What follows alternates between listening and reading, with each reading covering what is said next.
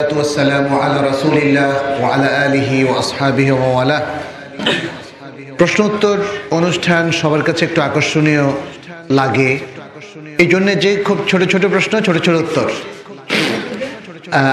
টিভিতে আমরা অনেক অনুষ্ঠান করেছি, মানুষ বসে থাকতো এই প্রশ্নগুলোর উত্তর জানার জন্য। তো আজকে আমরা আলহামদুলিল্লাহ আপনাদের সাথে সরাসরি সেরকমই একটা সেশনে একত্রিত হয়েছে, আল্লাহ শুকরিয়া আদায় করি। প্রশ্ন এসেছে, প্রচলিত সালাত এবং রাসূলুল্লাহ সাল্লাল্লাহু আলাইহি সাল্লামের সালাত এই দুইয়ের মধ্যে পার্থক্য কোরআন এবং হাদিসের আলোকে আলোচনা করুন। এখানে আসলে প্রশ্ন এসেছিল নামাজ, আমি পড়েছি সালাত। তো আমরা যাকাত যেহেতু বলি, তারপরে মানে আরো অন্য হজ এবং উমরা বলি, তাইলে সালাত আর সওমের ক্ষেত্রেও সালাত সওম বললে অসুবিধা আছে কোনো? তাহলে কোরআনের এবং হাদিসের এই ভাষাটাও আমরা চালু করে দেওয়ার পক্ষে। আমি আমার এখন ম্যাক্সিমাম কথায় সালাতই বলি, নামাজ এসে যায় ওই যে অভ্যাস কিন্তু আসলে নামাজ শব্দটা এসেছে পারস্য থেকে। হ্যাঁ, তারা 5000 বছর থেকে এক ধরনের নামাজ পড়তো, নামাজ তারাও বলতো নামাজ। নামাজ হচ্ছে তাদের একটা ধর্মীয় অনুষ্ঠান, কিন্তু সেটা একটা পূজা, সেটা হলো পূজা। তাহলে আমরা সালাতকে নামাজ দিয়ে কেন রিপ্লেস করব বলেন তো? পার্সিরা তারা তো পূজা করতো, অগ্নি পূজক, অগ্নি উপাসক বলা হয় তাদেরকে। তাহলে তাদের অনুষ্ঠান দিয়ে আমাদের সালাতের নাম রিপ্লেস কেন করব বলেন তো? এটা আমাদের পরিত্যাগ করা উচিত। আমরা সালাতকে সালাতই বলি, চেষ্টা করবেন। এখন যদি কেউ ভুলে বলে ফেলেন, আমি মনে করি না যে তার পাপ হবে, আল্লাহ মাফ করে দেবেন ইনশাল্লাহ, কারণ আমরা তো ইচ্ছে করে বলছি না। আমরা ইসলামের সালাতটাকেই নামাজ হিসাবে শিখেছি, এই জন্য বারবার নামাজ বলছি। যাই হোক, তারপরে আমরা সালাত বলবো। আর রোজা, ওইটাও পার্সিদের আরেকটা উপবাস ব্রতর অনুষ্ঠান। তা আমরা দরকার কি, রোজা বলার দরকার কি? সিয়াম বলবো অথবা সাওম বলবো।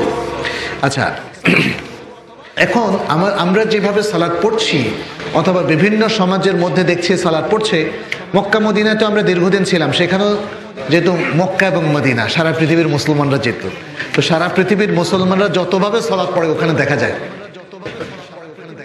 যেমন এটা ইমাম মালিক বলেননি বিশুদ্ধ মত অনুযায়ী, কিন্তু মালিকি মাযহাবের কেউ কেউ হাত ছেড়ে দিয়ে সালাত পড়ে। আফ্রিকানদেরকে দেখেছি আমরা। তারপরে উপমহাদেশের বিভিন্ন লোকজন, কেউ নাভির নিচে হাত বাঁধছেন, কেউ পেটের উপরে, কেউ বুকের উপরে, ইত্যাদি নানাভাবে। যাই হোক, সেটা আমরা কিন্তু যে এখানে লক্ষ্য করছি তা না, এটা সারা পৃথিবীর সবখানেই। ওই যে বললাম না, জ্ঞানের একটা গ্যাপ তৈরি হয়ে গেছে। ফলে রাসূল সাল্লাল্লাহু আলাইহি ওয়াসাল্লাম যে বলেছেন, সাল্লু কামা রাআইতুমুনি উসাল্লি, মালিক ইবনে হুয়াইরিস রাদিয়াল্লাহু তাআলা আনহুর বর্ণিত এই হাদিস। রাসূল সাল্লাল্লাহু আলাইহি ওয়াসাল্লাম বলেছেন, তোমরা সালাত পড়ো যেভাবে আমাকে সালাত পড়তে দেখছো। মূলত রাসূল সাল্লাল্লাহু আলাইহি ওয়াসাল্লাম প্রায় প্রত্যেকটা ক্ষেত্রেই তিনি বলেছেন, তোমরা আমাকে দেখে দেখে আমল করো। হজের ক্ষেত্রে বলেছেন যে হজের বিধানগুলো আমাকে দেখে দেখে করো, আমার থেকে গ্রহণ করো। অতএব সালাতের ক্ষেত্রে তিনি ভেরি স্পেসিফিকলি স্পষ্টভাবে বলেছেন, আমি যেভাবে সালাত আদায় করছি এবং সেটা যে তোমরা দেখছো, তোমরা অবিকল সেভাবে সালাত আদায় করো। রাসূল সাল্লাল্লাহু আলাইহি ওয়াসাল্লাম দেখেন, এক ব্যক্তি, এটা সহিহ বুখারীর মধ্যে এসেছে, এক ব্যক্তি বারবার সালাতের মধ্যে ভুল করছিলেন। তাকে বলা হয় আল মুসি সালাতাহু, আল মুসি সালাতাহু, অর্থাৎ যিনি তার সালাতে বারবার ভুল করছিলেন। আর রাসূল সাল্লাল্লাহু আলাইহি ওয়াসাল্লাম লক্ষ্য করছিলেন। সালাত শেষে রাসূল সাল্লাল্লাহু আলাইহি ওয়াসাল্লামের কাছে আসলে তিনি বললেন, ইরজি' ফাসাল্লি ফাইন্নাকা লাম তুসাল্লি, যাও তুমি সালাত পড়ো, তোমার কারণ তুমি সালাত পড়োনি, অর্থাৎ তোমার সালাত হয়নি। তার মানে হচ্ছে সালাত পড়লেই হয়ে যাবে না, বুঝতে পেরেছেন? সালাত পড়লেই হয়ে যাবে না। সালাত যেভাবে রাসূল সাল্লাল্লাহু আলাইহি ওয়াসাল্লাম পড়েছেন সেভাবেই হতে হবে, তা না হলে সালাত হবে না। আচ্ছা, এখানে সালাতের কিছু আরকান আছে, ওয়াজিবাত আছে, কিছু সুনান আছে, সেটা কিন্তু মনে রাখতে হবে। রাসূল সাল্লাল্লাহু আলাইহি ওয়াসাল্লাম ওই সাহাবীর ভুল ধরছিলেন, আরকানের ক্ষেত্রে তার ত্রুটি হচ্ছিল, আরকানের ক্ষেত্রে তার ত্রুটি হচ্ছিল। যেমন তিনি তা'দিলে আরকান করছিলেন না, রুকুটা ঠিক মতো করেননি, সেজদাটা ঠিক মতো করেননি। ফলে রাসূল সাল্লাল্লাহু আলাইহি ওয়াসাল্লাম তাকে কয়েকবার ফেরত দিলেন। তো এখন সেগুলো আমাদের কাছে দলিল হয়ে গেল যে এই জায়গাগুলোতে কিভাবে আদায় করতে হবে, তাই না? এটা দলিল হয়ে গেল না? এটা একটা প্র্যাকটিস। রাসূল সাল্লাল্লাহু আলাইহি ওয়াসাল্লাম তাকে কোন কোন জায়গায় ভুল ধরলেন সেটা কিন্তু হাদিস ডিফাইন করে দিয়েছে। ফলে আজকে আমাদেরকে সেটা খেয়াল করতে হবে। কিছু কিছু জায়গায় হাদিস কিন্তু মানে এমনভাবে এসেছে যেটা ফজিলতের কাজ বলে গণ্য করেছে, ফজিলতের কাজ বলে গণ্য করেছে। সেটা যদি কারো ছুটে যায় তাহলে সালাত কিন্তু বাতিল হবে না, এটাও আমাদের মনে রাখতে হবে। তাহলে আমরা প্রথমত সালাত শিখবো কার কাছ থেকে? রাসূলুল্লাহ সাল্লাল্লাহু আলাইহি সাল্লামের কাছ থেকে। রাসূলুল্লাহ সাল্লাল্লাহু আলাইহি সাল্লামের সালাত যদি শিখতে হয় তাহলে অন্য যে কোনো ব্যক্তির কাছে না গিয়ে আপনি প্রথমত আসলে হাদিসগুলো একটু পড়ে নেন, হাদিসগুলো একটু পড়ুন। কিতাবুস সালাতের হাদিস আছে, প্রত্যেকটা হাদিস গ্রন্থে কিতাবুস সালাতের হাদিস আছে, সহিহ বুখারী, সহিহ মুসলিম। আচ্ছা, কিতাবুস সালাত পড়তে কি আমাদের নিষেধ করা উচিত? একদল বলে যে না, হাদিস থেকে সরাসরি পড়লে অসুবিধা। কিতাবুস সালাতের মধ্যে কি অসুবিধা বলেন তো? কিতাবুস সালাতে তো সেটাই এসছে যেভাবে রাসূল সাল্লাল্লাহু আলাইহি ওয়াসাল্লাম সালাত আদায় করেছেন, তাহলে মানুষের সালাত শিখতে সুবিধা হবে। অন্যথায় এভাবে দেখবেন যে বিভিন্ন রকম সালাত মানুষ পড়বে, অনেকগুলো ভালো ভালো আমল সুন্নাহ তারা তরক করবে এবং এভাবে তারা সওয়াব থেকে বঞ্চিত হবে, কিংবা ভুলভাবে সালাত আদায় করবে যেটা তার সালাত আদায় মানে হলো না বলেই গণ্য করবে। এই জন্য আমরা বলবো, যেহেতু রাসূল সাল্লাল্লাহু আলাইহি ওয়াসাল্লাম বলেছেন তার মতো সালাত আদায় করতে, সাহাবাই কেরাম আমরা দেখেছি অনেক সাহাবাই কেরাম রাসূল সাল্লাল্লাহু আলাইহি ওয়াসাল্লামের মতো সালাত আদায় করতেন। এর মধ্যে একজন সাহাবীর নাম কি আপনারা বলতে পারেন যে সবচেয়ে বেশি রাসূল সাল্লাল্লাহু আলাইহি ওয়াসাল্লামের অনুসরণ করার চেষ্টা করতেন? আব্দুল্লাহ ইবনে উমর রাদিয়াল্লাহু তাআলা আনহু। তিনি বেলালকে জিজ্ঞেস করছেন একবার কাবার মধ্যে ঢুকে যে, বেলাল, রাসূল সাল্লাল্লাহু আলাইহি ওয়াসাল্লাম কোন জায়গায় সালাত পড়ছে আমাকে দেখায় দাও। ঠিক ওই জায়গায় গিয়ে পড়েছেন, অথচ ওই জায়গায় পড়াটা তো জরুরি ছিল না। তাহলে এই মানে আব্দুল্লাহ ইবনে উমর রাদিয়াল্লাহু তাআলা আনহু যেভাবে আগ্রহী ছিলেন রাসূল সাল্লাল্লাহু আলাইহি ওয়াসাল্লামের মতো সালাত আদায় করতে, যেই স্টাইলে দাঁড়াতেন, যেই জায়গা দাঁড়াতেন, সবকিছু তিনি ফলো করতেন, আমাদের সবার সেটাই হওয়া উচিত। রাসূল সাল্লাল্লাহু আলাইহি ওয়াসাল্লাম কিভাবে সালাত আদায় করতেন, আমি এখন একটা ছোট্ট অনলাইন কোর্স রেডি করছি, আপনারা হয়তো পরবর্তীতে তাইবা একাডেমিতে সেটা দেখে নেবেন ইনশাআল্লাহ। একদম তাকবীরে তাহরিমা থেকে কিভাবে তিনি সালাত আদায় করতেন সেটা আমরা বলে দিয়েছি। আল্লাহু আকবার বলে আপনি কাঁধ বরাবর অথবা কান বরাবর হাত তুলবেন, তারপরে বুকে হাত বাঁধবেন, তারপরে আপনি দোয়াউল ইস্তিফতাহ পড়বেন, এক বা একাধিক অথবা বিভিন্ন সময় বিভিন্নটা পড়তে পারেন, এসেছে হাদিসের মধ্যে। তারপরে আউযু বিল্লাহ বিসমিল্লাহ পড়ে সূরা ফাতিহা পড়বেন। তারপরে প্রথম 2 রাকাতে আপনি সূরা মেলাবেন। হ্যাঁ, যদি কোনো সূরা হয় তাহলে আবার বিসমিল্লাহ পড়বেন, আর যদি সেটা সূরার কোনো আয়াত অংশ হয় তাহলে আর বিসমিল্লাহ পড়তে হবে না। তারপরে আপনি হাত তুলে কাঁধ বরাবর অথবা কান বরাবর রুকুতে যাবেন আল্লাহু আকবার বলে, এবং সেখানে পিঠ এবং মাথা বরাবর হয়ে যাবে এবং সেজদার জায়গা আপনার দৃষ্টি থাকবে। তারপরে সেখানে সুবহান রাব্বিয়াল আযীম মিনিমাম একবার বলতে হবে, মিনিমাম। এটা কেউ বলেছেন এটা সুন্নাহ, তবে বিশুদ্ধ মত হচ্ছে যেহেতু রাসূল সাল্লাল্লাহু আলাইহি ওয়াসাল্লাম নির্দেশ দিয়েছেন মিনিমাম একবার বলতেই হবে, এটাই হচ্ছে বিশুদ্ধ কথা। উলামায়ে কেরাম অনেকে এটাকে রুকন হিসেবে উল্লেখ করেছেন। এরপরে অতিরিক্ত বলাটা আপনার জন্য সুন্নাহ, 3 বার বেজোড় সংখ্যক বার বলা বা 5 বার 7 বার ইত্যাদি, আরো বেশি বলতে পারেন 10 পর্যন্ত। এরপরে আবার ওঠার সময় কান অথবা কাঁধ বরাবর হাত তুলবেন, একদম সোজা হয়ে দাঁড়াবেন যে আজকে সামি আল্লাহু লিমান হামিদা রব্বানা ওয়া লাকাল হামদ, মিনিমাম আজকার। এরপরে আরো কিছু আছে ইসলাম মুসলিমে, আপনারা দেখে নেবেন যদি সময় থাকে। সবটা বলে তারপর আল্লাহু আকবার বলে আপনি সাজদায় যাবেন। সাজদায় এখন হাত আগে রাখবেন না পা আগে রাখবেন, এটা মানে হাঁটু, এটা নিয়ে আমাদের ইখতিলাফ আছে। এটা যেমন শেখ আলবানী উনি হাত আগে রাখার কথা বলেছেন, সবই হাদিসের আলোকে, কিন্তু এই ইখতিলাফগুলো কিছুটা সহনীয় ইখতিলাফ। আবার সৌদি আরবের ওলামাদের কেউ কেউ বলেছেন আগে হাঁটু রাখার কথা, তবে আমাদের কাছে আগে হাত রাখাটাই বেশি শক্তিশালী মনে হয়। তারপরে আপনি সাজদা করবেন 7টা অঙ্গের উপরে। এরপরে আল্লাহু আকবার বলে একদম সুন্দর মতো বসবেন, বাম পায়ের উপর বসবেন, ডান পা খাড়া রাখবেন এবং মাঝখানে একটা ছোট্ট দোয়া পড়বেন, রব্বিগফিরলি রব্বিগফিরলি, অথবা একটু বড় পুরোটাই রব্বিগফিরলি ওয়ারহামনি ওয়াআফিনি ওয়াফু আন্নি। এই দোয়াটা শেষ পর্যন্ত আপনি একবার পড়তে পারেন। তারপর আবার আল্লাহু আকবার বলে সেজদায় যাবেন, আবার সেখানে সুবহান রাব্বিল আলা মিনিমাম একবার পড়তে হবে। এছাড়া অন্যান্য আরও আজকারগুলো আছে রাসূল সাল্লাল্লাহু আলাইহি সাল্লাম থেকে এসেছে, এবং সেখানে আপনি দোয়াও করতে পারেন। দুটো সেজদাই আপনি দোয়া করতে পারেন, কারণ রাসূল সাল্লাল্লাহু আলাইহি সাল্লাম দোয়া করার অনুমতি দিয়েছেন, বরং নির্দেশ দিয়েছেন, উদ্বুদ্ধ করেছেন। তারপরে আল্লাহু আকবার বলে আপনি উঠবেন।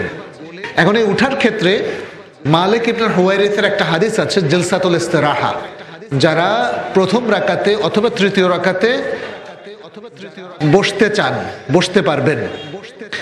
আচ্ছা, বসাটা সুন্নাহ, কিন্তু এখানে আমরা উলামায়ে কেরাম আমাদের শাইখদের মধ্যে একটা ইখতিলাফ দেখি। সেখানে তারা বলেছেন যে মালিক ইবনে হুয়াইরিসের হাদিসটা হচ্ছে একদম রাসূল সাল্লাল্লাহু আলাইহি সাল্লামের শেষ জীবনের হাদিস, কারণ তিনি রাসূল সাল্লাল্লাহু আলাইহি সাল্লামের মারা যাওয়ার 2-3 বছর আগে ইসলাম গ্রহণ করেছেন। অতএব জলসাতুল ইস্তিরাহার হাদিসটা তার কাছ থেকে আসার কারণে বোঝা গেছে যে তিনি শেষ বয়সে এটা করতেন। এজন্য যেমন সৌদি আরবের অনেক শাইখরা বলেছেন এটা সুন্নাতুন ইনদাল হাজা, সুন্নাতুন ইনদাল হাজা, অর্থাৎ যার প্রয়োজন হবে তার জন্য সুন্নাহ, আর যার প্রয়োজন হবে না তিনি না করলে কোনো অসুবিধা নাই। এটা জলসাতুল ইস্তিরাহার ক্ষেত্রে। তাহলে এভাবে উঠে যাবেন। প্রথম রাকাত হলো, অন্য সব রাকাত সেভাবে করবেন। শুধু দ্বিতীয় রাকাতে যদি 4 রাকাতওয়ালা নামাজ হয় তাহলে প্রথম তাশাহুদ করবেন, আর যদি 2 রাকাতওয়ালা নামাজ হয় তাহলে এটাই শেষ তাশাহুদ হবে। আচ্ছা, 4 রাকাতওয়ালা নামাজের মধ্যে শুধু তাশাহুদ পড়বেন, এবং তারপর উঠার পরে আবার যখন তৃতীয় রাকাতে উঠবেন, উঠে কাঁধ বরাবর অথবা কান বরাবর 2 হাত তুলবেন, বাস। তারপরে আবার ওই যে বিসমিল্লাহ বলে সূরা ফাতিহা পড়বেন, এবং এভাবে বাকি সালাত শেষ করবেন। সালাত শেষ হবে আসসালামু আলাইকুম দিয়ে। তাহলে আল্লাহু আকবার বলে সালাত শুরু করাটা এটা সালাতের রুকন, এটা সালাতের রুকন। আর আসসালামু আলাইকুম বলে সালাত শেষ করা এটাও সালাতের রুকন। তবে উলামায়ে কেরামের কেউ কেউ ওয়াজিব বলেছেন, যেমন ইমাম আবু হানিফা রাহমাহুল্লাহ, তিনি বলেছেন আসসালামু আলাইকুম বলা ওয়াজিব, কিন্তু আসলে এটা হলো রুকন, ফরজ, অর্থাৎ এই কাজটা করতে হবে। আসলে সবাই কিন্তু করেন। এখন উলামায়ে কেরাম কোথাও কোথাও হয়তো ফিকহি ইখতিলাফ করেছেন, কিন্তু বিশুদ্ধ মত হচ্ছে যে কাজগুলো না করলে সালাত বাতিল হয়ে যায় সে কাজগুলো করাটা সালাতের রুকন এবং ফরজ। এইভাবে রাসূল সাল্লাল্লাহু আলাইহি ওয়াসাল্লাম সালাত আদায় করতেন। এটাই হচ্ছে বিশুদ্ধতম পদ্ধতি। আমাদের শাইখদেরকে মদিনায় এভাবেই আমরা দেখেছি, এবং সালাতটা তাদের কাছে এভাবেই আমরা শিখেছি। আমি আশা করব যে এভাবেই সালাত আদায় করবেন। আর এখানে আরেকটা জিনিসও বলি সহনীয় থাকার জন্য, সেটি হচ্ছে মাযহাবি পার্থক্য কিছু আছে, তাই না? আছে না? যেটা মালিকি মাযহাবের কথা বললাম, হানাফি মাযহাবের কথা বললাম, অন্য মাযহাবের লোকদের সালাত বাতিল এই ফাতাওয়া কিন্তু আমরা কোনো শাইখদেরকে দিতে শুনিনি।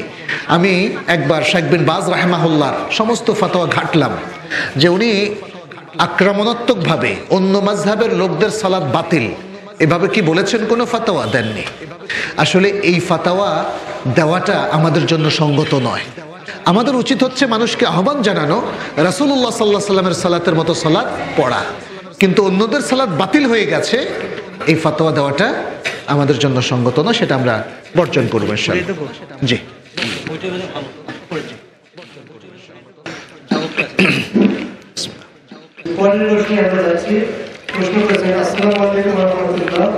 বিধর্মীদের বাড়িতে অনুষ্ঠানে খাওয়া বা যাওয়া যাবে কি? একটু বলবেন। বিধর্মীদের বাড়িতে খাওয়া এটা দুটো প্রকরণ হতে পারে। একটা হচ্ছে তাদের ধর্মীয় অনুষ্ঠানে যাওয়া, যেমন পূজা, দুর্গা পূজা ইত্যাদি।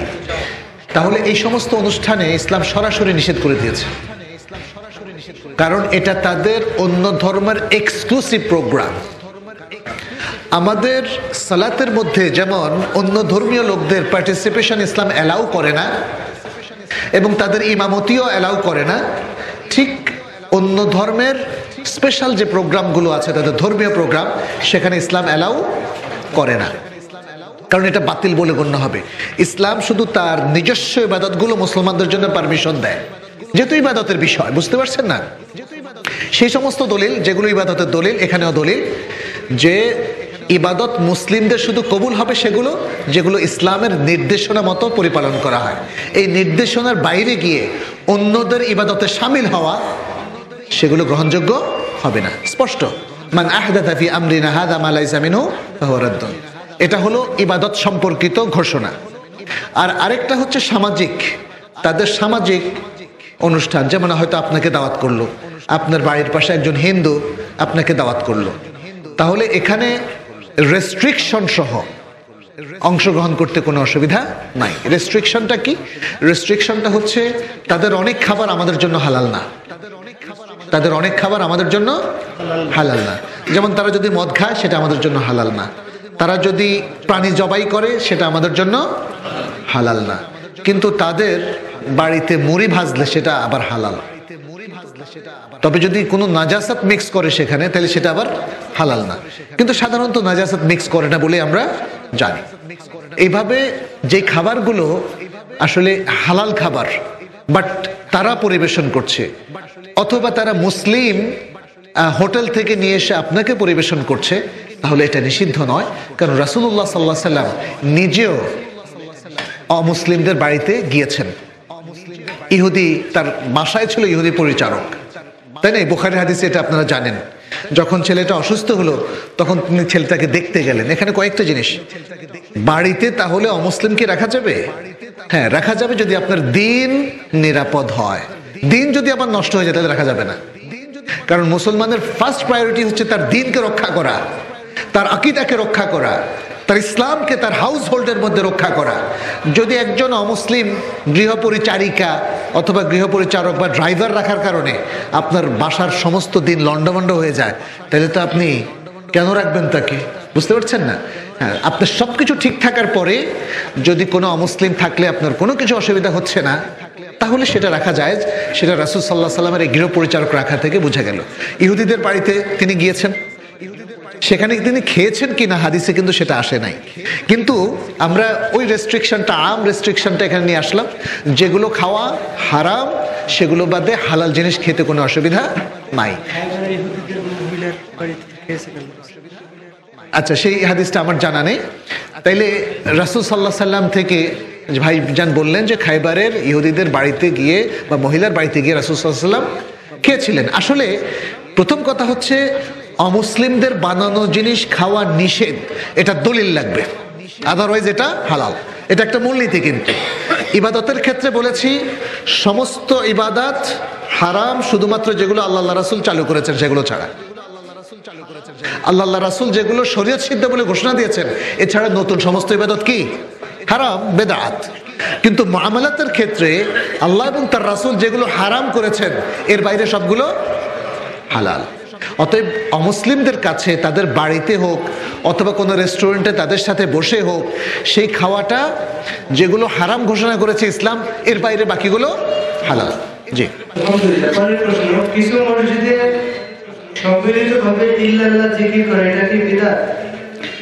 ইল্লাল্লাহর জিকিরের কোনো দলিল নাই, কিন্তু ইদানিং শুনতে পাচ্ছি কিছু বক্তা তারা কোরআনের থেকে ইল্লাল ইযকির, তারপর আরো কি সব, মানে ইল্লা শব্দের ব্যবহার তো আরবি ভাষায় আছে। এখন হাদিসের মধ্যে যেমন বলছে মক্কায় কোনো গাছপালা কাটা যাবে না, ইল্লাল ইযকির, শুধু ইযকির কাটা যাবে। তো এটার সাথে আবার ইল্লাল্লাহর জিকির কেমনে আসলো এটা বুঝলাম না। আচ্ছা, ইল্লাল্লাহর অর্থ মানে যারা জিকির করাকে জায়েজ বলেছে তারা অর্থ বুঝে নাই। লা ইলাহা ইল্লাল্লাহর অর্থ হচ্ছে ইল্লাল্লাহ, এখানে ইল্লা কিন্তু হরফে ইস্তিসনা না, ইল্লা অর্থ হচ্ছে গায়র, সিফাত, এখানে হরফে ইস্তিসনা। লা ইলাহা গায়রুল্লাহ, আল্লাহ ছাড়া আর কোনো ইলাহ, সত্যিকারের ইলাহ নাই। এখানে সত্যিকারের কথাটাও অ্যাড করতে হবে। সুবহানাল্লাহ। আসলে এগুলো জেদাজেদি হচ্ছে, বুঝছেন? এটা হলো জেদ যে ইল্লাল্লাহ জিকির এই সমাজে একদল সুফি অনেক আগ থেকেই প্রচলন করে এসছেন, আমরা শিখেছি। এখন কেমনে এটা হারাম বললে তো আমাদের গায়ে লাগে, আমাদের কলজায় লাগে, আমাদের প্র্যাকটিসটা আর ঠিক থাকে না, এটা স্বীকার করে নিতে হয়। তো আসলে আমরা বলবো যে সেই সমস্ত ভাইদেরকেও আমরা নসিহাতান বলবো। আমার ধারণা আপনারা সবাই জানেন, কিন্তু আমি সেই সমস্ত ভাইদেরকে নসিহাতান বলবো যে ভাইজান, ইল্লাল্লাহ জিকির যদি আল্লাহকে সন্তুষ্ট করার জন্য করেন তাহলে এটা করেন না। কারণ কালিমা তাইয়্যিবার পুরোটাই জিকির করেন, সেটা কি? লা ইলাহা ইল্লাল্লাহ। সুবহানাল্লাহ। এটাই হচ্ছে কালিমা তাইয়্যিবা, লা ইলাহা ইল্লাল্লাহ। আর রাসূল সাল্লাল্লাহু আলাইহি ওয়াসাল্লাম তার আযকারের মধ্যে আরো শিখিয়ে দিয়েছেন। যিকির করা তো এই আযকারের মধ্যে আছে, যেটা দেখবেন যে আরাফার ময়দানের যিকির আছে, তারপরে মিনায় যিকির আছে, সালাতের পরের যিকির আছে, এমনকি সাফা মারওয়ায় উঠার পরে যিকির আছে, লা ইলাহা ইল্লাল্লাহু ওয়াহদাহু লা শারীকা লাহু লাহুল মুলক ওয়া লাহুল হামদ ওয়া হুয়া আলা কুল্লি শাইইন কাদির। সুবহানাল্লাহ, কি সুন্দর! ইল্লাল্লাহ দ্বারা কি বুঝাচ্ছেন আপনি? আল্লাহ ছাড়া, আল্লাহ ছাড়া, আল্লাহ ছাড়া আর কেউ, আল্লাহ ছাড়া আর কেউ, তো এটা তো হারাম, তাকে জপা তো হারাম। আল্লাহ ছাড়া, গায়রুল্লাহ মানে কি? আল্লাহ ছাড়া, আর ইল্লাল্লাহ মানে গায়রুল্লাহ, আর গায়রুল্লাহ মানে হচ্ছে আল্লাহ ছাড়া আর কেউ, আল্লাহ ছাড়া আর। আপনি আল্লাহর জিকির করবেন, কিন্তু আল্লাহর জিকিরও শুধু আল্লাহ আল্লাহ জিকির করা যাবে না। আল্লাহর রাসূল সাল্লাল্লাহু আলাইহি ওয়াসাল্লাম শিখিয়ে দিয়েছেন, হয় আল্লাহু আকবার বলতে হবে, নয় সুবহানাল্লাহ বলতে হবে, নয় লা ইলাহা ইল্লাল্লাহ বলতে হবে, হ্যাঁ, নয় আলহামদুলিল্লাহ। মানে এভাবে আগে পরে কিছু থাকতে হবে, যাতে আল্লাহর জন্য কিছু না কিছু সাব্যস্ত করেন। কি সাব্যস্ত করেন? যেমন সকল প্রশংসা সাব্যস্ত করলেন, অথবা আল্লাহর পবিত্র মাহাত্ম্য ঘোষণা করলেন সুবহানাল্লাহ বলে, অথবা আল্লাহু আকবার বলে আল্লাহর মাহাত্ম্য ঘোষণা করলেন, অথবা লা ইলাহা ইল্লাল্লাহ বলে আল্লাহর তাওহীদের ঘোষণাটা দিলেন। কারণ এটা ছিল সমস্ত নবীদের আহ্বান, ইয়া কওমি আবুদুল্লাহ মা লাকুম মিন ইলাহিন গায়রু। অতএব ইল্লাল্লাহ শুধু যে এটা বেদাত তা নয়, এটা শিরকের মধ্যে গণ্য হবে বলে আমরা মনে করি। আলহামদুলিল্লাহ। পরের প্রশ্ন, আসরের সালাত কাজা হয়ে গেছে, মাগরিবের সময় এসে গেছে, এখন কি আগে মাগরিব সালাত পড়বো নাকি আসরের সালাত পড়বো? আসরের সালাত কাজা হয়ে গেছে, কেমনে কাজা হয়? এখন তো পড়েনি নাই, কাজা হলো কেমনে? কাজা তো মনে হয় আদা করাকে, কাজা মানে হচ্ছে পূরণ করা, টু পারফর্ম, এটাকে বলা হয় কাজা। আপনি টাইম চলে গেলে আমরা বলি যে কাজা হয়ে গেছে, আপনি পড়েনি তো, তাই না? প্রথম কথা হচ্ছে, যদি আপনি ইচ্ছে করে আসরের সালাতটাকে বাদ দেন, তাহলে আপনার সালাতই হবে না, আপনাকে তওবা করতে হবে। কারণ সালাত ইচ্ছা করে ওয়াক্ত মানে কাটিয়ে দেওয়া, সালাত না পড়ে ওয়াক্ত অতিবাহিত করে দেওয়া, তাহলে তার সালাতটা বাতিল হয়ে গেল। এটাকে আর কখনো কাজা করার কোনো সুযোগ নাই। কারণ ওই যে কোরআনে আল্লাহ তাআলা বলছেন, ফাখালাফা মিন বাদিহি খালফুন আদাউস সালাত ওয়াত্তাবাউশ শাহওয়াত ফাসাউফা ইয়ালকাউনা গায়্যা, যে তাদের পরে আসলো অপদার্থ মানুষ। আল্লাহ তাআলা এদেরকে অপদার্থ মানুষ বলেছেন, যারা সালাত ওয়াক্ত মতো পড়ে না, তারা কি?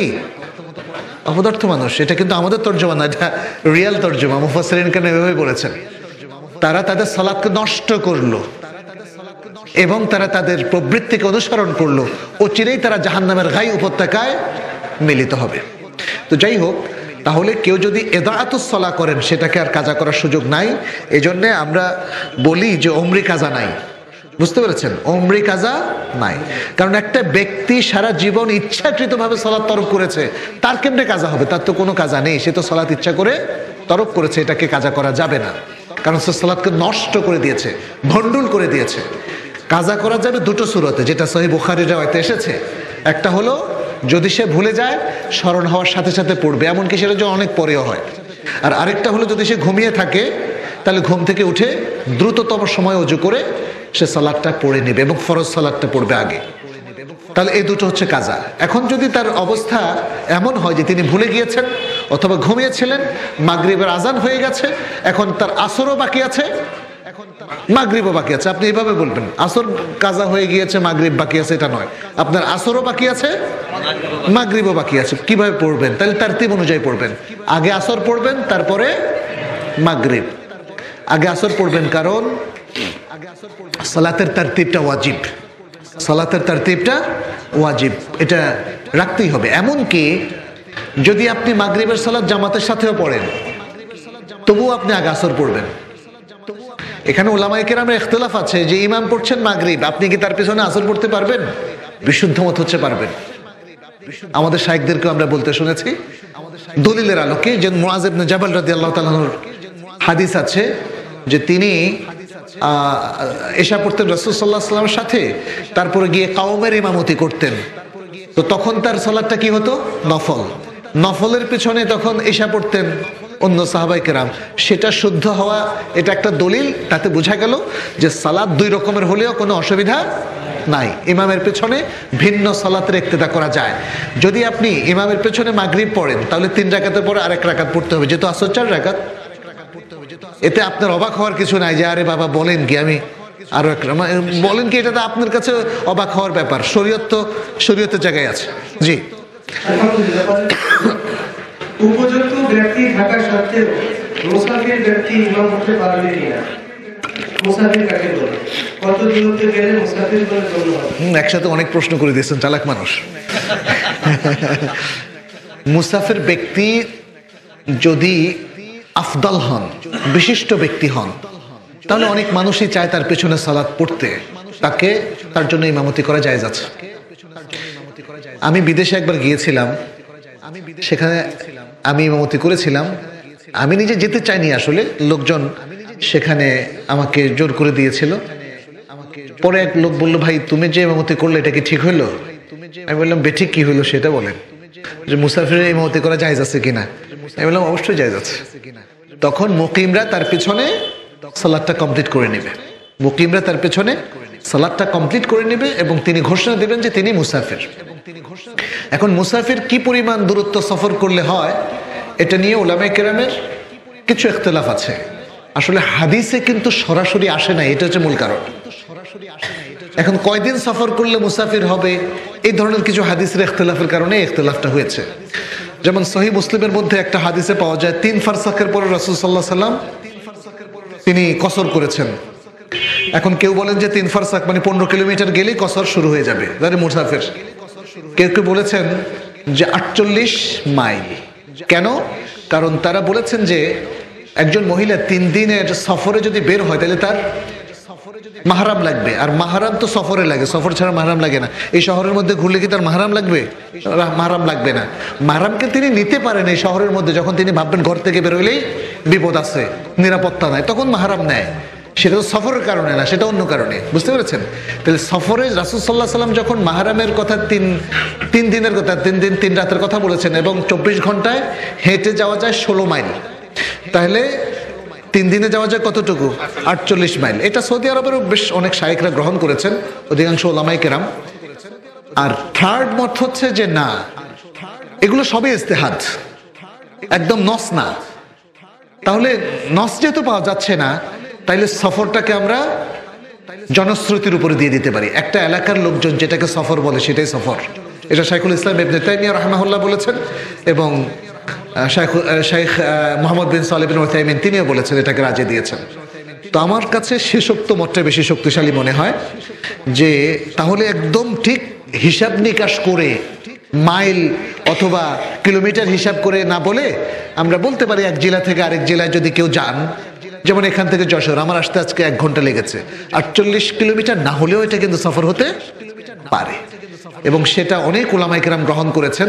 অতএব মুসাফিরকে আমরা একদম ঠিক কিলোমিটারের মধ্যে সীমাবদ্ধ না রেখে, যেমন এই শহরের পরে আরেকটা শহর আছে, এই শহর থেকে ওই শহরে গেলে সেটাকে আমরা শক্তিশালী মত হিসাবে নিতে পারি যে সেটা সফর। কারণ লোকজন বলে, যেমন ঢাকাতে আমি টঙ্গী থেকে যদি গুলিস্তান যাই, ঢাকা যাচ্ছি, কিন্তু সেটা কি 48 মাইল হবে? হবে না। এইটা গাজীপুর জেলা থেকে আপনি ঢাকা জেলায় গেলেন, আর যদি শহরটা একটা শহর হয়, যেমন ঢাকা মেগা সিটি, এই মেগা সিটির বনানী থেকে মিরপুর ডিওএইচএস বা বসিলা, এটা আমাদের মতে সফর হবে না। কারণ একটা মেগা সিটির মধ্যে এক প্রান্ত থেকে আরেক প্রান্তে গেলে এটাকে সফর বলে না। খুলনা শহরের বাইরে যদি গ্রামে চলে যান তাহলে সফর হতে পারে, বাট খুলনা মেগা সিটির মধ্যে এটা একটা শহর হিসাবে গণ্য। অতএব এই মেগা সিটির এক প্রান্ত থেকে আরেক প্রান্তে গেলে হবে না। তবে যারা মনে করেন যে 15 কিলোমিটার গেলে 3 ফারসাক গেলে হবে, তারা আবার বলছেন, যেমন ঢাকাতে দেখলাম যে অনেকেই উত্তরা থেকে বনানীতে গেলে তারা কসর করেন এবং তারা মুসাফির হন। তবে আমি তাম্বি করেছি, আমি বলেছি যে না, ও এত কাছে যেতে লাগে 15 মিনিট, এতে মুসাফির হয়ে গেলেন। আপনাকে তো শরিয়ার রুহটা বুঝতে হবে, শরিয়ার রুহটা বুঝতে হবে। আর মুসলিম শরীফের ওই হাদিসটা আমার এবং আরো অনেক আলেমের বিবেচনায় রাসূল সাল্লাল্লাহু আলাইহি সাল্লামের কোন সফরে এটা বলেনি, কিন্তু হয়তো রাসূল সাল্লাল্লাহু আলাইহি সাল্লাম লম্বা কোনো সফরে বের হচ্ছিলেন, 3 ফারসাকের না, আরো কমেও শুরু করা যায়। আপনি যখন লম্বা সফরে বের হবেন, যেটাকে সফর বলা হয়, তাহলে আপনার পাড়া থেকে বের হলেই তো আপনি কসর করতে পারেন, বুঝতে পারছেন না? ঘর থেকে বের হন। জি। আলহামদুলিল্লাহ। পরের প্রশ্ন, বিসমিল্লাহ সূরা ফাতিহার অংশ কিনা এবং তা উচ্চারণ করতে হবে কিনা? বিসমিল্লাহ সূরা ফাতিহার অংশ কিনা এটা নিয়ে ইখতিলাফ আছে উলামায়ে কেরামের। তবে আমি এই বিষয়টা নিয়ে কিছুদিন আগে, বছর খানিক আগে আবার একটু পড়লাম, তাতে দেখলাম মুহাক্কিক উলামায়ে কেরাম অনেকেই বলেছেন যে মানে বিসমিল্লাহ সূরা ফাতিহার অংশ নয়। তারা বলেছেন এটা আলাদা আয়াত, এবং হ্যাঁ, কিন্তু যেমন ইমাম শাফিঈ সহ আরো অনেকে বলেছেন এটা সূরা ফাতিহার অংশ। কিন্তু যারা অংশ মনে করেন তারা কিন্তু জোরে পড়েন। আপনি মালয়েশিয়াতে গেলে দেখবেন যে তারা বিসমিল্লাহটা জোরে পড়ে। তো আমাদের সৌদি মাশায়েখদের মতে তারা বলছেন যে এটা সূরা ফাতিহার অংশ নয়, তারা এটাকে রাজে দিয়েছেন, যেহেতু এখানে ইখতিলাফ আছে, রাজে দিয়েছেন এবং বলেছেন যে এটা রাসূল সাল্লাল্লাহু আলাইহি ওয়াসাল্লাম থেকে বিশুদ্ধ মতে যেটা জানা যায় তিনি জোরে পড়তেন না। বিসমিল্লাহটা তিনি আস্তে পড়ে সূরা ফাতিহা আলহামদুলিল্লাহ জোরে পড়তেন। জি। আলহামদুলিল্লাহ। পরের প্রশ্ন, মসজিদে জিরার কি সংক্ষেপে ব্যাখ্যা চাই? মসজিদে দিরার হচ্ছে কুবা মসজিদের পাশাপাশি মুনাফিকরা যে মসজিদটা তৈরি করেছিল, তাদের উদ্দেশ্য ছিল কুবা মসজিদ থেকে মানুষকে, মুসল্লিদেরকে সরিয়ে দেওয়া। আজকের যুগও মসজিদে দিরার হতে পারে, যখন কোনো সহি ভালো মসজিদ থেকে মানুষকে ফেরানোর উদ্দেশ্যে আরেকটা মসজিদ তৈরি করা হয়, অথবা ঝগড়াঝাটি করে অন্যায়মূলক আরেকটা মসজিদ অপ্রয়োজনীয়ভাবে তৈরি করা হয়, এগুলো মসজিদে দিরারের মতো হতে পারে। তো যাতে আমাদের কোনো মসজিদ প্ল্যানের বাইরে না হয় এবং দিরার না হয় সেটা আমাদের খেয়াল রাখতে হবে। মসজিদে দিরার যদিও সেই মুনাফিকদের মসজিদের কথা এখানে বলা হচ্ছে, কিন্তু এই যুগেও হওয়ার সম্ভাবনা আছে। আমাদেরকে সেটা খেয়াল রাখতে হবে যেন এমন মসজিদ না করে আমরা যেন মানে আল্লাহর প্রিয় কোনো মসজিদ করতে পারি, সেই চেষ্টা আমাদের করতে হবে। জি। আলহামদুলিল্লাহ। পরের প্রশ্ন, ফল খেয়ে শয়তানের হুকুম মেনে আদম আলাইহিস সালাম কি শিরক করেছেন? আদম আলাইহিস সালাম কিভাবে শিরক করলেন? এখানে আদম আলাইহিস সালাম তাকে আল্লাহ তাআলা নির্দেশ দিয়েছিলেন যে ওই গাছের কাছে যেও না।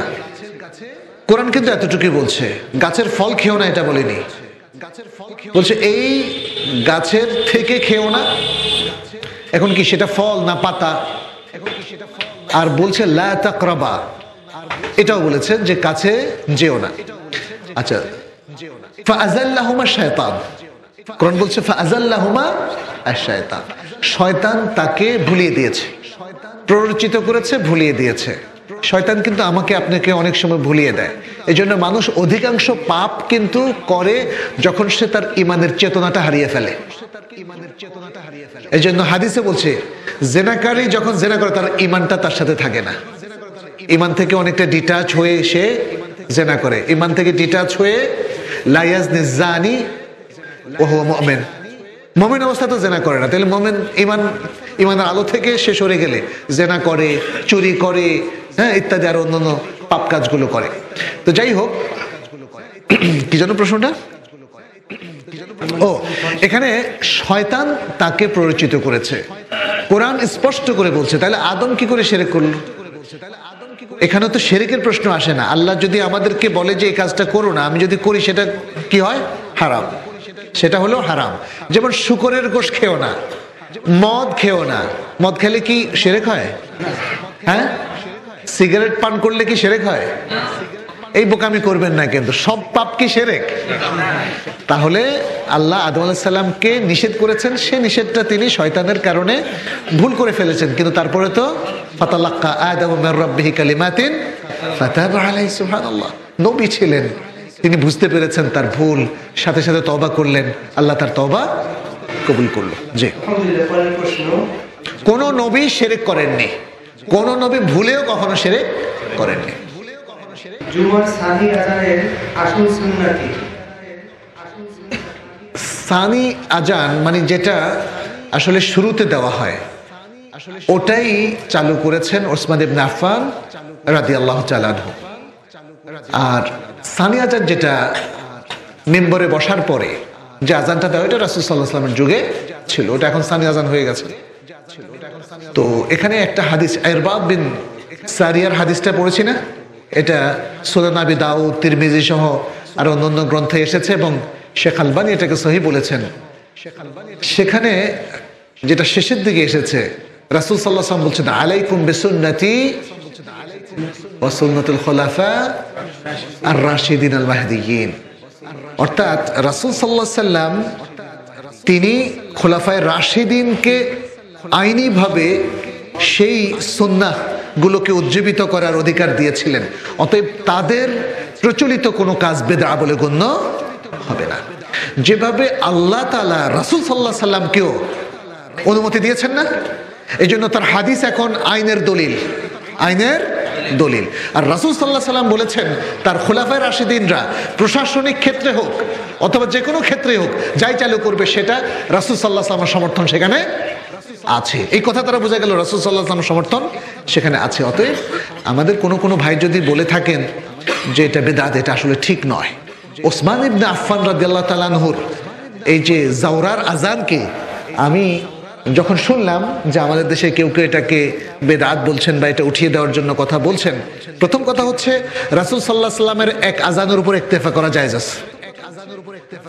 এবং কেউ যদি ওসমান ইবনে আফফান রাদিয়াল্লাহু তাআলা আনহুর আজানটা সহ দুই আজান দেয় সেটাও জায়েজ আছে। এটা হচ্ছে মধ্যম পন্থা, এটা সঠিক, এটা মক্কা মদিনায় হচ্ছে। আমাদের শায়েখরাও এটা ওসমান ইবনে আফফান রাদিয়াল্লাহু তাআলা বেদাত প্রচলন করেছেন, এটা কেউ বলেননি। খোলাফায়ে রাশিদিন কোনোদিন কোনো বেদাত চালু করেননি। অতএব এই ব্যাপারে আপনারা সাবধান থাকবেন। আপনারা যদি কেউ একটা আজানের উপর ইক্তেফা করতে চান করতে পারেন, আর যদি দুটো আজান দিতে চান অন্যরা যারা দেয় তাদের ব্যাপারে কটুবাক্য বলা যাবে না। এটা বুখারীর হাদিস। আমি তাহকিক করে দেখেছি যে আমরা যাদেরকে মুহাক্কিক উলামায়ে কেরাম হিসেবে আগের এবং পরের গণ্য করি তাদের কেউ এটাকে বেদাত বলেননি। আলহামদুলিল্লাহ। পরের প্রশ্ন, লোনে কেনা পরিবহনে চলা যাবে কি? লোন করে সুদি লোনে কেনা পরিবহনে আরোহণ করা যাবে কি? এটাই প্রশ্ন। হ্যাঁ, মানে কে আপনি নিজে লোন করেছেন? ধরে নিলাম আপনি নিজেই লোন করে কার কিনেছেন, সে কারে চড়বেন কিনা। আমরা প্রথম বলবো যে এই কারটা দ্রুত বিক্রি করে এই সুদি লোনটা শোধ করে দেন, সুদি লোনটা শোধ করে দেন। দেখেন, একজন বোনের গল্প করি। নারায়ণগঞ্জে একজন ডাক্তার ছিলেন, আমাদের এক ছাত্রের মা। তো ওই মাকে ছাত্র ঠিক করে ফেলেছে। তিনি ডাক্তার, তিনি সুদি মানে কোনো হালাল হারাম বাছ বিচার করতেন না। পরে যখন ছেলে তার মাকে বলল, মা তুমি সুদের লোনে প্রাডো গাড়ি কিনেছিল, প্রাডো, এটা বিক্রি করে দাও মা, আমি পারবো না, আমি এটাতে চড়বো না বা এরকম আর কি। তো মা পরে বিক্রি করে দিলেন। বিক্রি করে মানে ভালো দাম পাননি, ব্যাংকের লোনটা শোধ করে দিয়েছেন। তা আমি বলবো আপনি চড়তে পারবেন কিনা ওদিকে যাচ্ছেন কেন রে ভাই? আপনি আগেরটা চিকিৎসা করেন, আপনি সুদি লোন বহন করছেন কেন? আপনি এই লোনটা শোধ করে সুদ থেকে মুক্ত হন। কারণ সুদ যে খায় আর সুদ যে দেয়, সুদ যে লিখে আর সুদের যে সাক্ষী হয়, রাসূলুল্লাহ সাল্লাল্লাহু আলাইহি সাল্লাম বলেছেন তারা সবাই সমান পাপের ক্ষেত্রে সবাই। এটা জাবের ইবনে আব্দুল্লাহ রাদিয়াল্লাহু তাআলার হাদিস, সহিহ মুসলিমের হাদিস। অতএব চড়ার কথা তো পরেই। আপনি যদি আপনার সুদটা শোধ করতে হয়, এটা হয় ফেরত দিতে হবে নয় বিক্রি করতে হবে, তাহলে চড়ার সুযোগ নাই। আর যদি কেউ মনে করেন যে না তাকে কন্টিনিউ করতে চান, তাহলে মনে রাখবেন যে এই কারের কারণে কিন্তু আপনি ভয়ঙ্কর পাপী হচ্ছেন। এই কারের কারণে আপনি ভয়ঙ্কর পাপী হচ্ছেন। আপনি ওটাতে চড়ে যাচ্ছেন, ডমকে আর অভ্যস্ত হয়ে যাচ্ছেন, সুদ দিতে অভ্যস্ত হয়ে যাচ্ছেন। অনেকগুলো পাপ এখানে সম্পৃক্ত হচ্ছে। আপনি পাপের প্রতি সন্তুষ্ট হয়ে যাচ্ছেন, এটা আরেকটা ভয়ঙ্কর ব্যাধি। পাপের প্রতি সন্তুষ্ট থাকা, সন্তুষ্ট হয়ে যাওয়া, এটা কিন্তু ভয়ঙ্কর। জি, আলহামদুলিল্লাহ। পরের প্রশ্ন, মাযহাব না মানলে কি কোনো সমস্যা আছে? এক বিস্তারিত শোনার ইচ্ছা। বিস্তারিত তো বলা যাবে না। মাযহাব মানে কি? মাযহাব মানে হচ্ছে আসলে এটা হলো একাডেমিক অভিমত। যে কোনো ইজতিহাদি ক্ষেত্রে মনে রাখবেন, মাযহাব হচ্ছে ইজতিহাদি ক্ষেত্রে উলামায়ে কেরামের গবেষণা সঞ্জাত অভিমত। ইজতিহাদি ক্ষেত্রে উলামায়ে কেরামের গবেষণামূলক অভিমত বা রায়। তাহলে যেখানে ইজতিহাদ জায়েজ নাই সেখানে কি মাযহাব চলবে? সেখানে কোনো মাযহাবই চলবে না। আল্লাহ যেমন কোরআন আল্লাহর কিতাব, এখানে কি কোনো মতভেদ করার সুযোগ আছে? যোহরের নামাজ 4 রাকাত ফরজ, মতভেদ করার সুযোগ আছে? মোট 5 ওয়াক্ত সালাত হলো, মানে 5টা ওয়াক্ত আমাদের উপর ফরজ। সুযোগ আছে, আপনি কি 4 ওয়াক্ত বানাইতে পারবেন? 5-6 ওয়াক্ত বানাতে পারবেন? পারবেন না। তাহলে ইসলামের বেসিক অনেকগুলো বিষয় আছে যেখানে কোনো ইখতিলাফ চলবে না, ইজতিহাদ চলবে না, কোনো অভিমত চলবে না। আমাদের উলামা কেরাম সব একমত। তাইলে ওই জায়গায় কোনো মাযহাব নাই, খেয়াল করেন। তাহলে মাযহাব হচ্ছে ইজতিহাদি ক্ষেত্রে, যেখানে মতভেদের সুযোগ সৃষ্টি হয়, ইজতিহাদ ভিন্ন হওয়ার কারণে মতভেদের সৃষ্টি হয়।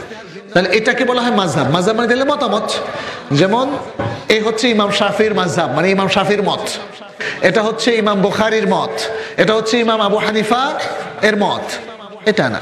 কিন্তু পরবর্তীতে দেখা গেল মানুষ বলতো, আরে আমাদের উলামা কেরাম এত সুন্দর সুন্দর মত দিয়ে গেলেন, আমরা সেটাই মানবো, আর গবেষণা করব না। তখন তারা এটাকে দল বানায় ফেলছে। মাযহাব কিন্তু কখনো দল ছিল না, বুঝতে পেরেছেন? কোনো ধর্মীয় দল ছিল না, এখন ধর্মীয় দল হয়ে গেছে। এখন শাফি মাযহাব, হাম্বলি মাযহাব, জাহিরি মাযহাব, হ্যাঁ, হানাফি মাযহাব, মালিকি মাযহাব, জাফরি মাযহাব, হয়েছে না? অনেকগুলো, প্রত্যেক মাযহাবের ফলোয়াররা ওইটাকে একটা দল বানায় ফেলছে। তো এইটা কোনো ইমাম কখনো বলে যান নাই। ইমাম আবু হানিফা রাহমাহুল্লাহ বলে যান নাই যে তোমরা আমার মতামতগুলোকে নিয়ে একটা দল বানায় ফেলো, একটা মাযহাব বানায়া ফেলো। ইমাম শাফিও বলে যান নাই, ইমাম মালিকও বলে যান নাই, কোনো ইমাম বলে যান নাই। ইমাম ইসহাক ইবনে রাহওয়ী, ওনারও একটা মাযহাব ছিল। তারপরে এরকম আরো অনেক ইমামরা তখন ছিল, তাদের মাযহাবগুলো আর পরবর্তীতে কন্টিনিউ করে নাই, ফলোয়ার ছিল না, শেষ। তো যাই হোক, তাতে বোঝা গেল যে ইসলামে আসলে সত্যিকার অর্থে এগুলো ওইভাবেই নিতে হবে। এগুলো ইন্টেলেকচুয়াল অপিনিয়ন, মতামত। আমরা কোরআন হাদিসের আলোকে যেটা শুদ্ধ সেটা নিব, যেটা শুদ্ধ না সেটা নিব না। এটা হচ্ছে ওলামাদের ক্ষেত্রে, এবং যারা ছাত্র তলেবুল ইলম আর যারা সাধারণ মানুষ তারা ওলামাদেরকে জিজ্ঞেস করবেন, আর ওলামারা দলিলের আলোকে তাদেরকে জবাব দেবে, ব্যাস, এটাই হচ্ছে সমাধান। ইমাম সাহেব কি জুমার খুতবার সময় মুক্তাদির কাছ থেকে কোন বিষয়ে মতামত চান, আপনারা এই বিষয়ে একমত বা রাজি আছেন, এরকম কথা বলা যাবে কি? ইমাম সাহেব খুতবার মধ্যে মুক্তাদিদের সাথে কোনো বাক্য বিনিময় করতে পারেন কিনা? উত্তর হচ্ছে পারেন। কোন মুক্তাদি, যেহেতু এখন তো সালাত শুরু হয়নি, অনেকে মনে করে যে খুতবা থেকে সালাত শুরু, খুতবা সালাতের অংশ, এটা শুদ্ধ না। বরং কোন ব্যক্তি ইমামকে অ্যাড্রেস করে কথা বলতে পারেন, ইমাম তার কথার উত্তরে রিয়্যাক্ট করতে পারেন। যেমন আপনারা জানেন বুখারীর মধ্যে এসেছে, কিতাবুল জুমআর মধ্যে রাসূল সাল্লাল্লাহু আলাইহি ওয়াসাল্লাম একবার খুতবা দিচ্ছিলেন, তখন একজন সাহাবী এসে বললেন, ইয়া রাসূলুল্লাহ, তাকে খুতবাতে থামাইলেন। বলে, চারিদিকে খরা আর খরা, ফসল নাই, মানুষের জীবন নাভিশ্বাস হয়ে গেছে, আপনি একটু আল্লাহর কাছে দোয়া করেন, আল্লাহ যেন বৃষ্টি নাযিল করে। তখন আল্লাহ রাসূল সাল্লাল্লাহু আলাইহি ওয়াসাল্লাম দেখেন তার কথায় স্পেশাল দোয়া করলেন, সাথে সাথে বৃষ্টি শুরু হয়ে গেল এবং মুষলধারে বৃষ্টি হলো। পরবর্তী জুমায় সেই লোক আবার এসে বলল, ইয়া রাসূলুল্লাহ, চারিদিকে মানে থই থই করছে, হ্যাঁ, বন্যা হয়ে গেছে, এখন আপনি দোয়া করেন আল্লাহ যেন বৃষ্টি থামায় দেয়। রাসূল সাল্লাল্লাহু আলাইহি ওয়াসাল্লাম দোয়া করলেন, বৃষ্টি থেমে গেল, সুবহানাল্লাহ। তাতে বোঝা গেল যে এই ধরনের রিয়াকশন বুঝছেন তো, মানে কথা বিনিময়, এটা জায়েজ আছে। তবে আমার মনে হয় উনি হয়তো ওই ওয়াইজিনরা যারা কথায় কথা বলে, ঠিক কিনা, ঠিক কিনা, হ্যাঁ, ওই ঠিক কিনা উসলুবটা সুন্দর না। আমি দেখলাম যে যারা এতকাল ঠিক কিনা বলতো না, তারাও এখন খালি ঠিক কিনা। তো ওয়াইজিনরা যদি জনগণের কাছে ঠিক কিনা নিয়ে যাচাই করতে যায়, তাহলে তার ওয়াজ করার দরকার কি? তারাই ওয়াজ করুক, তাই না? বরং এতটুকু হতে পারে যে আমি যে কথাটা বললাম সেটা আপনারা বুঝেছেন কিনা। হ্যাঁ, যেমন রাসূল সাল্লাল্লাহু আলাইহি ওয়াসাল্লাম উসলুবটা দেখেন, তিনি জিজ্ঞেস করেছিলেন, আলা হাল বাল্লাগত, আলা হাল বাল্লাগত, আমি কি পৌঁছেছি আপনাদেরকে? আপনারা বলবেন হ্যাঁ পৌঁছেছি, তখন আমি আল্লাহকে বলবো আল্লাহুম্মা শাহাদ। এটা হচ্ছে রাসূলুল্লাহ সাল্লাল্লাহু আলাইহি ওয়াসাল্লামের উসলুব। আমাদের ওয়াইজিনরা চাইলে রাসূল সাল্লাল্লাহু আলাইহি ওয়াসাল্লামকে অনুসরণ করতে পারেন। মানুষকে কথায় কথায় ঠিক কিনা বলে হয়তো মানে অন্যরকম একটা প্রবাহ সৃষ্টি হয় আর কি। জি, ইসলামের পঞ্চম খলিফা কে? বিস্তারিত জানতে চাই। আসলে পঞ্চম খলিফায়ে রাশেদা এটা হাদিস দ্বারা সাব্যস্ত না। হাদিস দ্বারা সাব্যস্ত 4 জন খলিফা, যেটা আলাইকুম বিসুন্নতি ওয়া সুন্নাত আল খুলাফা আর রাশিদিন আল মাহদিয়িন বলা হয়েছে। পঞ্চম খলিফায়ে রাশেদা এটা ঐতিহাসিকগণ নাম দিয়েছেন, মুসলিম ঐতিহাসিকগণ। কারণ তিনি ওই 4 খলিফার উসলুবে চলেছেন। খিলাফা আলা মানহাজুন নবুওয়াহ, নবী সাল্লাল্লাহু আলাইহি সাল্লামের আদলে এই 4 খলিফা চলেছেন। আর এই 4 খলিফার আলোকে ওমর ইবনে আব্দুল আজিজ মানে তিনি যা করেছেন এটা আপনারা একটু পড়ে দেখবেন, কলজাটা ঠান্ডা হয়ে যায়। মানে এত সুন্দর ব্যবস্থাপনা তিনি করেছেন। জি, আলহামদুলিল্লাহ। পরের প্রশ্ন, মোহতারাম সালাম দিবেন, মসজিদের বেতনভুক্ত ইমামের পেছনে ইক্তেদা সহিহ হবে? মসজিদের বেতনভুক্ত ইমামের পেছনে সহিহ হবে। একজন ইমাম যখন তাকে রাতে ইমাম করে দেওয়া হয়, একটা মসজিদের সাথে ট্যাগ করে দেওয়া হয়, তখন ওই মসজিদের নিযুক্ত হয়ে যাওয়ার কারণে তিনি বেতন নিচ্ছেন, তিনি কিন্তু নামাজের বেতন নিচ্ছেন না। বুঝতে পেরেছেন? সালাত তো তাকে এমনিই পড়তে হয়, কিন্তু যেহেতু আপনি তাকে এই এলাকার লিডারশিপের দায়িত্ব দিয়েছেন, সালাতের লিডারশিপ, ইমামের দায়িত্ব কিন্তু শুধু সালাত লিড করে না, অনেক কিছু, এই সব কিছু মিলিয়ে তাকে অনেক কাজ, অনেক দায়িত্ব অর্পণ করেছেন। অতএব তার জন্য যে মাসোয়ারাটা দিয়েছে সেটা তার স্যালারি, সেটা তার বেতন, এটা তার জন্য জায়েজ, এবং এই কারণে তার পেছনে সালাত আদায় হতে কোনো অসুবিধা নেই। আলহামদুলিল্লাহ। জনৈক মহিলা বলেছে কোরআন মাজিদে আছে 3 আমাদের খেদমত করতে হবে, শ্বশুর শাশুড়ির নয়। বিস্তারিত জানতে চাই। তাহলে শ্বশুর শাশুড়ির সাথে লাগালাগি করতে হবে, এই তো। আমাদের আর্থসামাজিক প্রেক্ষাপটে শাশুড়ি আর বউয়ের সম্পর্ক খুবই খারাপ। খারাপ না? খুবই খারাপ। এখন জামাইয়ের শাশুড়ির কিন্তু সম্পর্ক খারাপ না। এর কারণটা কি? এর কারণ হলো বউটা জামাইয়ের বাড়িতে চলে আসে, আবার জামাই কিন্তু বউর বাড়িতে যায় না। ঘর জামাই খুব কম, বাঙালি কিন্তু ঘর জামাই হতে চায় না, তাই না? এই দিক থেকে খুব ঠুনকো আছে। কিন্তু যারা আবার ঘর জামাই তাদের অবস্থা আবার কাহিল। সেখানে শ্বশুর শাশুড়ির গঞ্জনা তাকে শুনতে হয়। আর মানুষ কখন ঘর জামাই হয়? যখন বেকার, কাজ নাই, কাম নাই, দক্ষতা নাই, যোগ্যতা নাই, তখন সারাক্ষণ বউয়েরও বকাঝকা শুনতে হয়, শাশুড়িরও বকাঝকা শুনতে হয়, আবার শ্বশুরেরও। যাই হোক, সাধারণত যেটা দেখি আমরা, বউ এবং শাশুড়ি, এটার অনেকগুলো কারণ আছে। এটা আমি মনে করি অজ্ঞতা, মূর্খতা। বউ আর মেয়ে, এ দুটোর মধ্যে কিন্তু আমাদের শাশুড়িরা একদম পার্থক্য করেন। নিজের মেয়ের ক্ষেত্রে 7 খুন মাপ, আর বউয়ের ক্ষেত্রে কিচ্ছু মাপ নাই, তাই না? এই দৃষ্টিভঙ্গিটা আমাদের খুব খারাপ। আমি মনে করি যে শ্বশুর শাশুড়ির ব্যাপারে যদিও বাবা মায়ের কথা বলা হয়নি, কিন্তু সে তো স্ত্রীর বাবা মা, খেয়াল করতে হবে। তাহলে স্ত্রী তার বাবা মাকে যেভাবে রেসপেক্ট করছে, স্বামী 100% না পারলেও 90% তার মতো করবে। আবার স্ত্রীর উচিত হবে স্বামীর বাবা মা তাকে নিজের বাবা মায়ের মতো রেসপেক্ট করা। অতএব দুজনেই তো বাবা মায়ের জাত না?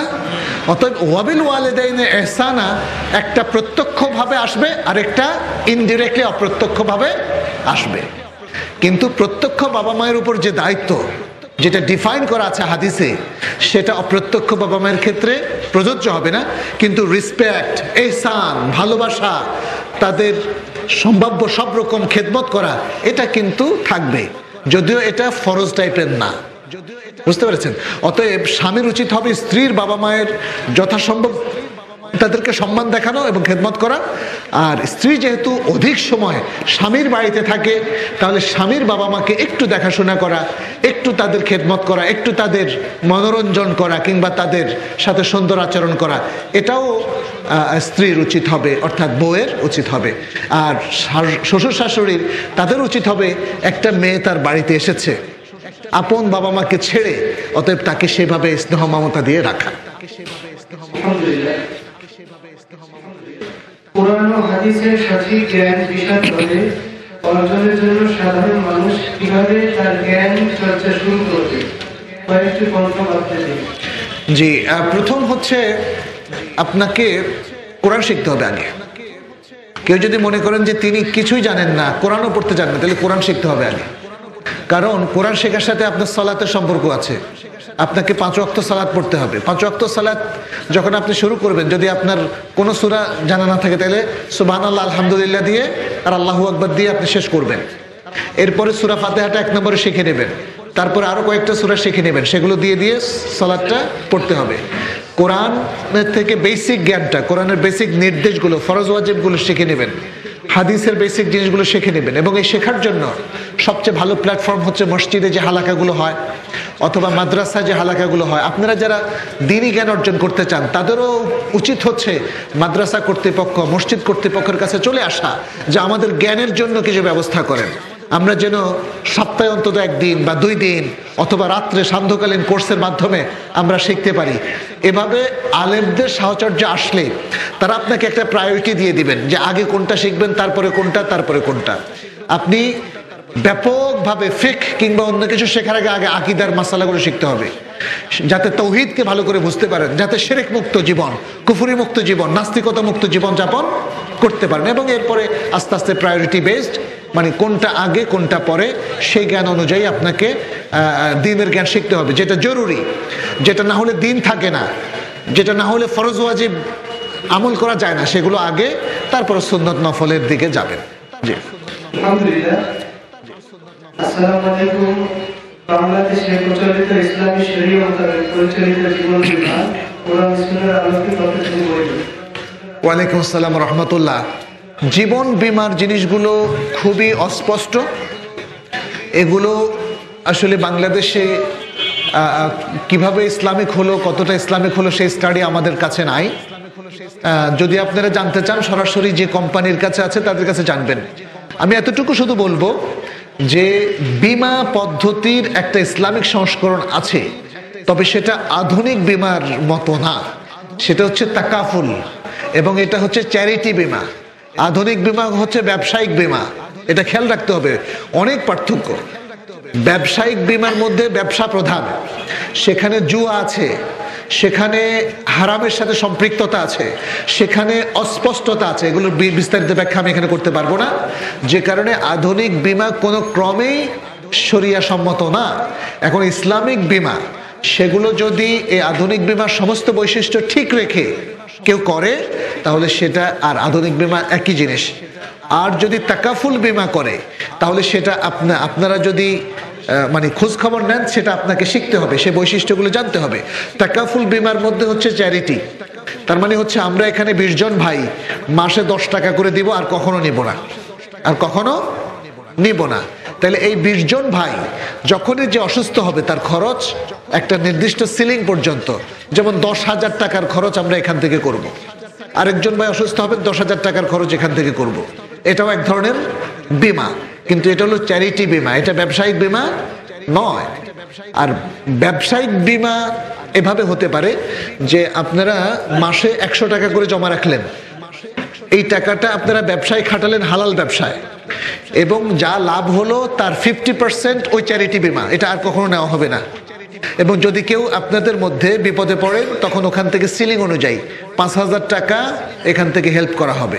তাহলে এখানে কোনো অস্পষ্টতা নাই, এখানে কোনো জুয়া নাই, এখানে কোনো ধোঁকাবাজি নাই, এখানে কোনো হারামের সম্পৃক্ততা নাই। এই দুটো পদ্ধতিতে ইসলামের তাকাফুল হতে পারে। আর জীবন বীমা যেটা, সেটার মধ্যে আসলে সত্যিকার অর্থ অস্পষ্টতা আছে। একজন লোক কখন মারা যাবে, এটার কি কোনো সিউরিটি আছে? তাহলে জীবন বীমা আপনি কেমনে করলেন? আপনি কি পরিমাণ সিলিং তাকে দেবেন, এটা অস্পষ্ট। আর কখন ব্যক্তি মারা যাবে, 5 বছর না 10 বছর না 25 বছর পরে, ইত্যাদি নানা রকমের সমস্যা আছে। তো যাই হোক, তারপরেও আমার পরামর্শ হচ্ছে, আপনারা যারা এই বিষয়টা আগ্রহী, তারা দেখতে হবে এটা ইসলামিক কিনা। ইসলামিক যে তাকাফুল পদ্ধতি আছে, সেটার সাথে যদি ম্যাচ না করে, তাহলে সেটা করা যাবে না, সেটা হারাম হবে। তো আমার মনে হয় আজকে আমরা এখানেই শেষ করছি। আপনাদের আরো অনেক প্রশ্ন আমরা উত্তর দিতে পারিনি, সেই জন্য আমরা দুঃখিত। আল্লাহর কাছে দোয়া করি, আল্লাহ যেন আমাদের এই জহুদগুলোকে কবুল করেন, আল্লাহ যেন আমাদের এই জনপদের মধ্যে বরকত নাজিল করেন, এই মাদ্রাসায় মসজিদের মধ্যে বরকত নাজিল করেন, মাহফিলে বরকত নাজিল করেন। যারা মাহফিলের আয়োজন ছিলেন, তাদেরকে আল্লাহ তাআলা মাজিদ তৌফিক দান করেন, এবং আমাদের সকলের রুটি রোজগার, আমাদের সন্তান সন্ততি, আমাদের ইলম, আমাদের প্রচেষ্টা, আমাদের দেশে, আমাদের সব কিছুতে আল্লাহ বরকত দান করেন। যারা এই দেশের সন্তান অথচ হেদায়েতের মধ্যে নেই, আল্লাহ তাআলা তাদেরকে হেদায়েত করুন। আমরা যেন দিনদারির সাথে সারা জীবন যাপন করতে পারি, সুন্দর সমাজ গঠন করতে পারি। আল্লাহ সেই তৌফিক দান করুন। এই দোয়া রেখে সবাইকে ধন্যবাদ জানিয়ে এখানে শেষ করছি। হাদা ওয়া সাল্লাল্লাহু সাল্লাম আলা নবিয়িনা মুহাম্মদ ওয়া আলিহি ওয়া আসহাবিহি আজমাইন। সুবহানাকাল্লাহুম্মা ওয়া বিহামদিকা আশহাদু আল্লা ইলাহা ইল্লা আনতা আস্তাগফিরুকা ওয়া আতুবু ইলাইক।